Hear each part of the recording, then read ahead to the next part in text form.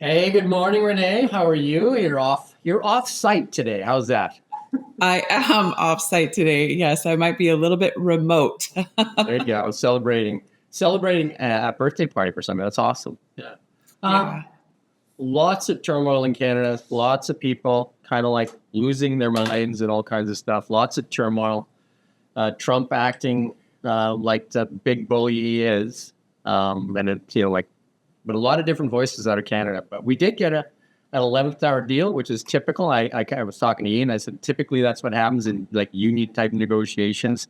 You put a lot of pressure on, and then you force a deal at the 11th hour. Absolutely. And what we saw from the politicians was a lot of jockeying, a lot of positioning, a lot of making sure that they knew that their, constituents were hearing them, and that part of the whole aspect of this thing has been just ridiculous.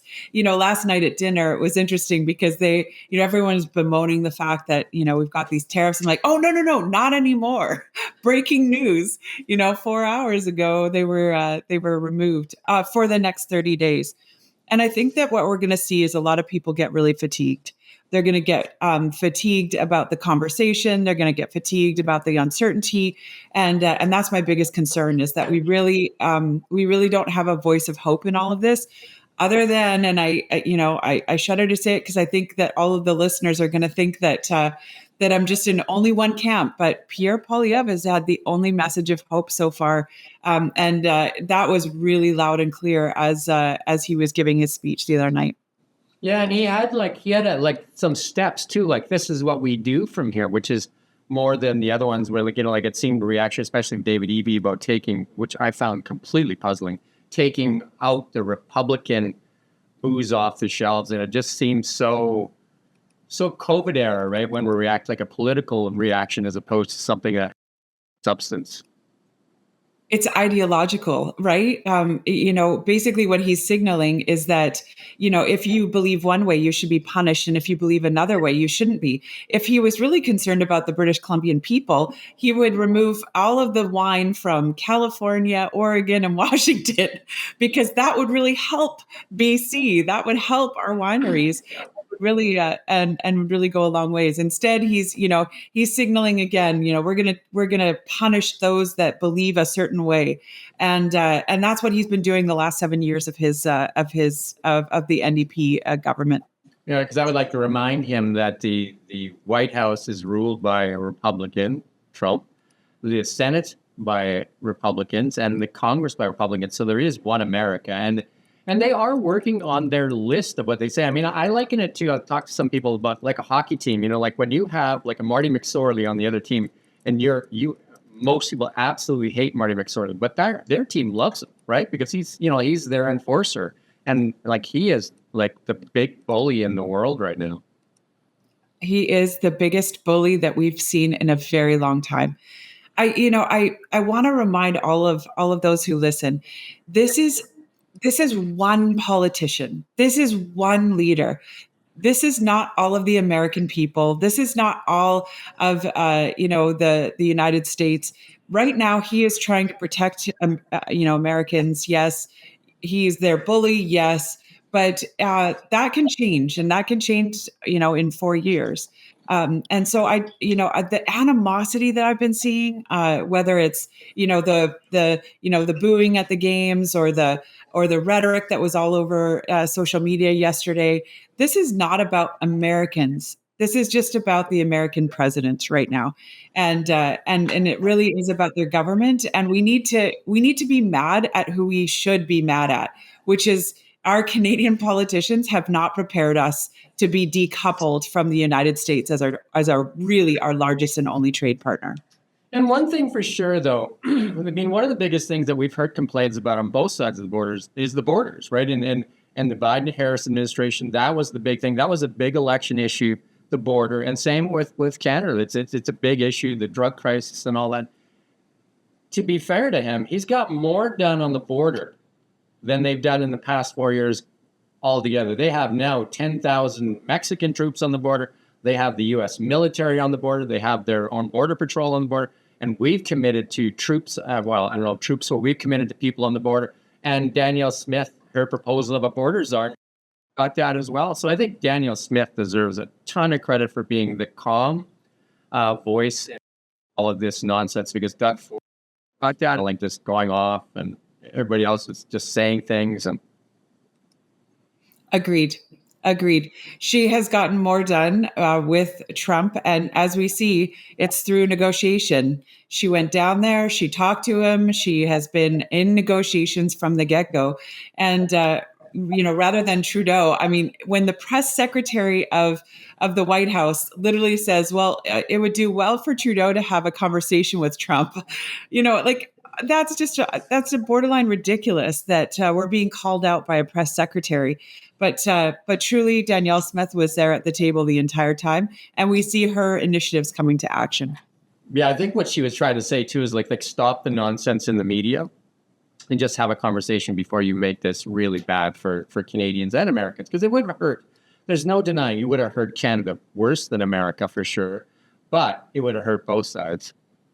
And that's what we saw. We saw the politicians riling up the people, and that's not the way to do this. That is not how we actually govern. And instead, what we should be doing is calling Parliament back. We should be calling all of the legislative assemblies back. And yet we're still sitting ducks with Eby doing his red state edicts and Trudeau doing press conferences rather than actually being in the House and getting together all of the elected officials. Yeah, I think like again, like the calm voice and all this, and then she was, like by a lot of the media outlets painting her as a traitor and stuff like that. But she was the calm voice, and it was the calm voice that won the day.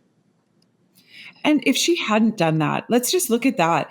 You look at the equalization payments that Alberta does every single year and has done since they were put in place. You look at how many hundreds of billions of dollars they have transferred to the other provinces across Canada. It's she wasn't just protecting Alberta, she was protecting the rest of Canada. But I think that the message that the rest of Canada is finally starting to understand is that if we just traded with each other and stopped importing and exporting the way that we do, we would actually be as far ahead as if we were trading to the US. I mean, finally, we are starting to see that message come through. And Trevor Tome, was out again, saying that exact thing. $160 billion is lost every single year because we don't trade with our provincial partners. Yeah, me and Ian talked just about all the canceled projects, and you were there in government when like the Kitimat one was canceled. And the Energy East one, even now they're saying they were going to do these things, and now even the Premier of Quebec is just like, well, it's not politically acceptable right now. So, it just I like to see what EB's plans are going forward, because there's a bunch of stuff that was canceled or put off, like including our forestry sector. With Canfor pulling out and all that, and our forestry is in shambles. And that was one of the biggest targets that would have hurt BC was our softwood lumber industry. Absolutely. And we've had tariffs.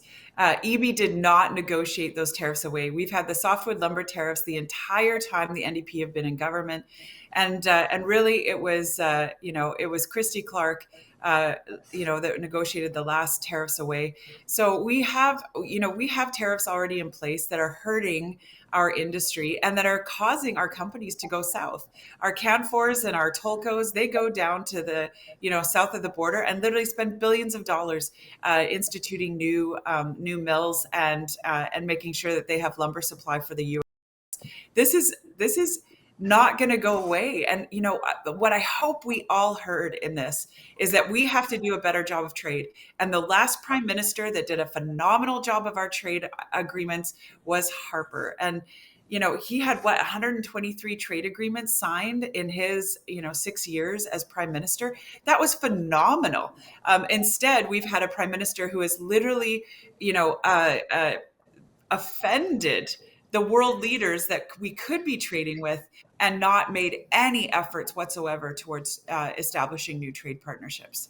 Hopefully this is a wake-up call, because I'm just going to read you a small list, and I know you were in government for some of these. The Northern Gateway Pipeline we just talked about, 2016, initially approved in 2014, project later rejected by the Liberal government in 2016, including a moratorium on crude oil tankers in the British Columbia's northern coast. So that takes care. Energy East Pipeline, 2017, the Trans-Canada now canceled this project in 2017, citing market conditions, regulatory challenges. Again, the Liberal government's introduction of more stringent environmental stuff. The Keystone XL pipeline that was canceled by Biden.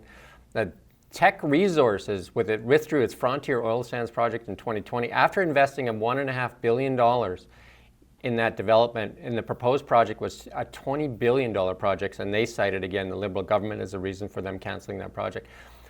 And that was just recently too, that was canceled in February of 2020.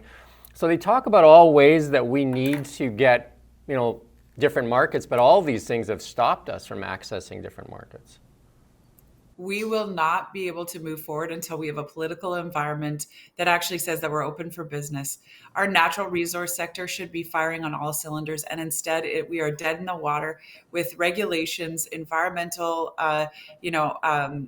bureaucracy that literally makes it impossible for those large companies to deliver to the market at a price point that they would be able to actually, have a margin. So we have to do better. We have to do more. And right now, there is no reason that we should be as dead in the water as we are. And there's no reason that Trump should have any ability to bully us. We should have LNG going out to Germany, to Japan, and we don't. We should have, our oil and gas going east and west and north and south, and we do not. Instead, we have one trade partner that we can get it to, and that's the US. That's why we sell it at such a discount, because we have one person, one party, one entity that we can actually sell to. And the Quebec premier actually saying that we should, we're not going to be doing an Energy East pipeline. It's ridiculous. The amount of Saudi Arabian, tankers coming into the Saint Laurent, River to deliver their oil is just, it's ridiculous that we would favor Saudi Arabia over our own Canadian gas and oil. And this is where we need a stronger prime minister. This is where we need to have a prime minister that says, actually, this pipeline is going through, and here's why, and here's how we're going to make it happen. And it's not just our oil and gas sector and LNG, it's also the mining sector. I've got here a 2022 report, 9 mining projects were canceled that valued at $13 billion, put on hold or canceled. 2023 report, 15 mining projects valued at $10.4 billion, put on hold, canceled or suspended. And cumulative, a $23.4 billion cancellation. And these are just because they can't get stuff done in Canada. One of the things that Trump is doing is he's got a to-do list, and it seems like he's ticking 5-6 things off a day. And the only person I've heard in Canada talk about a to-do list are 2 people, and that's Pierre Poilievre, which came up with a list of things that we need to do in Canada.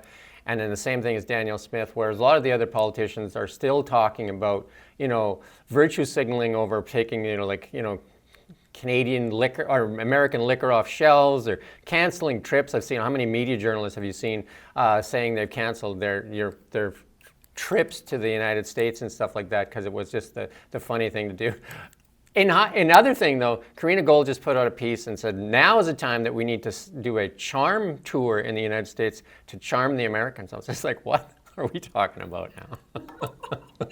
Karina Gold is a little bit misled. I think she's using the race for the Liberal leadership as a little bit of a platform for her to gain some notoriety. I'm not sure exactly what she's trying to do there. It certainly is not. It certainly is not what I would recommend. And you're right. We need a game plan. You're absolutely right. Trump came in, and this is not the last 4 years. This is, or his first 4 years, where he was kind of flat-footed and took a little bit to get away. This is a whole new day. He's been prepping for this for the last year, and we know that he's been getting ready. That he's been, getting all of his ducks in a row and people lined up. So we know that he's coming in with a very strong agenda, and he's got 18 months to enact it before the midterms, and he's going to do it. We need that level of strength right now, and we are a lame duck government that he is toying with like a cat with a mouse. Yeah, I mean, it's. Do you ever look at poly markets, the betting markets, on things? It's like, so there. If you go on there, there's actually like there's a lot of stuff on Canada too, and the poly markets right now have Mark Carney winning the race with like a 95% edge, and Freeland with, I think, like a 4.3% chance, and the rest of them don't even show up in there really. What I find interesting is Mark Carney is actually representing Canada on CNN, and they don't interview Pierre Poilievre, which is the leader of the actual in opposition. They're interviewing Mark Carney on CNN, and that, like, is he already representing Canada on the world stage without getting one single vote? Yes, that is the unfortunate part of this. I have been disgusted. I have been annoyed. I cannot believe how much airtime the mainstream media is giving him right now, both sides of the border. He is speaking, and I mean, politically, as when you're running for leadership, you speak as if you are the leader. You speak as if you are the prime minister or the premier. So he's doing what he should be doing from a political standpoint, but the amount of airtime that they are giving him is absolutely ridiculous. And it was good to see that on social media, it's almost the reverse. Very few people are talking about Carney, and a lot of people are actually looking at Danielle Smith as well as Pierre Poilievre as the ones who actually have plans moving forward and should be covered in the way that they're being covered on social media. Yeah, other liberal leader hopefuls like Ruby Dalla and Karina Gold aren't getting a lot of airtime even in their things. And Ruby Dalla is I think she's the king of the memes, the Canadian or queen of the memes. She's like Canada's Elon Musk. She's putting out meme after meme on Mark Carney, calling him Justin Trudeau 2.0. But I would advise Canadians to go to Mark Carney's website and read his platform. The only thing on there right now is climate, and it talks about mandates as well, which are basically tariffs, where he would mandate companies and have an equalization tax on them if they try to come into Canada and sell their goods if they don't have a climate plan. And that is a tariff. It is an environment tariff. It's a carbon tax. It's a carbon tariff. This is what his agenda is. It has been. It's been his agenda as the governor of the Bank of Canada. It's been his agenda into other roles. It's what you see the Bank of England so upset about, that he was imposing this net zero agenda, and it really impacted harm upon them. I can't say this enough. Like, he is not just Trudeau 2.0. He is a climate change activist, and is going to do so using the economy, and that's a very scary place. We've seen what just in BC, what the Clean BC plan does to our economy. It grinds it to a halt. It's why BC was number one in Canada and is now dead last. We have taken over dead last in terms of our economic output, and largely because we have the largest and most oppressive bureaucracy when it comes to our climate action plan, which is called Clean BC. So and you haven't heard EB talk a whole lot about Clean BC right now, but that agenda is still there, and we are definitely being harmed by it. And Carney's going to do the same, just as Trudeau has done. Yeah, we bought some time, and speaking of time, we only have a couple minutes left here. Any closing thoughts? And we'll probably go into this way more detail next week, because this will be developing as we move along. Like, it's not over, but we bought some time. I think we need to pressure our governments to make sure we have a plan going forward. So I want to end with this. One of my sons was talking to me about Trump. He loves following all the politics, etc. And he's like, I just don't understand why our response to a bully is to like try and overpower. He said, because when we were on the playground, when we would respond to a bully, we would just agree with them. You're dumb. You're right. I am. Even if it wasn't true, but you don't respond to bullies with strength. You respond to a bully with actually with more smarts than that, and with an ability to outmaneuver them and to make them look foolish. And that I think we need a clearer, stronger, and more of an ability to negotiate right now, and that is just not happening with our current government. And so my big push is that we should not be up in arms mad at Americans. We should be up in arms mad at our politicians for getting us into a position that we could be so easily bullied, and also mad at our politicians that they're not calling back Parliament to actually get us a government that can work against what's happening right now. Yeah, I think Canadians need to realize that our wealth is beneath our feet. It's in our land, and we need a government that will use that. And the United States, yesterday, he announced a sovereign wealth fund. Norway has a sovereign wealth fund that is equal to about $361,000 per person. They also have one of the greenest climates, but they use their oil and gas to build into their sovereign wealth fund to the betterment of their citizens, and we could be doing much the same because we're way richer than Norway as far as resources go. But again, Canadians have to realize the wealth is beneath our feet, and that we need to have governments that are going to utilize that wealth to the betterment of all Canadians. We're going to have way more services and a lesser tax burden. Absolutely, and a greener environment. Absolutely, 100%. Thanks for having me this week, Jim. You bet. You go enjoy the day, and we'll see you next week here in studio. And absolutely. We do thank you for watching Kelowna Now.